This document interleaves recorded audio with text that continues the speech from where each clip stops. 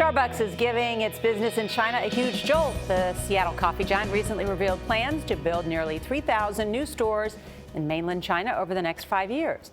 That almost doubles the number of stores there now. Around the world, people consume about 155 million bags of coffee a year. That's more than 10 million tons. Tracy went to Shanghai to show us why China is just catching on to what we call the caffeine craze. It's no secret there's a whole lot of tea in China.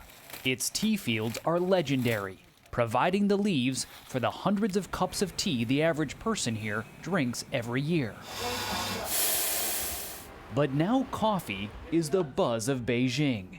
This woman says, "I prefer coffee. Coffee tastes like happiness."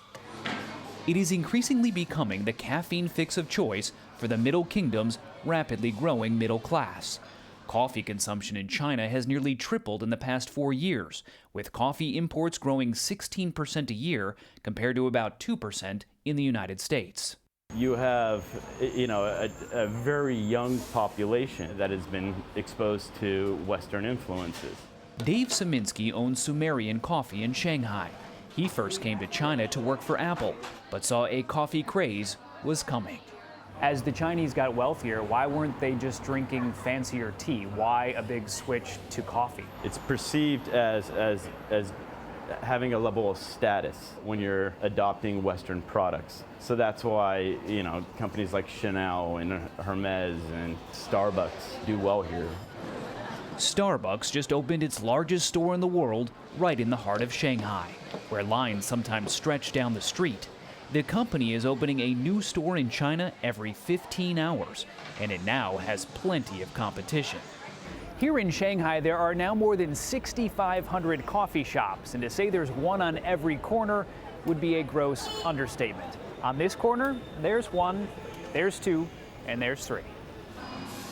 Costa Coffee is opening hundreds of new stores here thanks to China's millennials, who are embracing coffeehouse culture. To be seen in a coffee shop with which you identify yourself, I think this is a way for them to express themselves and to say who they are, the products they consume, the food they buy, the coffee they drink.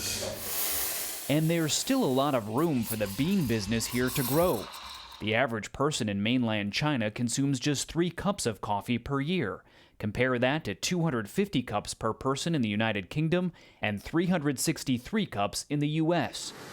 But that demand, coupled with the impact of climate change on the world's coffee supply, could lead to a caffeine crash, fewer beans, and higher prices for consumers. In the next 30 years, China could be importing 2 to 3 million tons of coffee. And currently, the global supply of coffee is 6.9 million tons.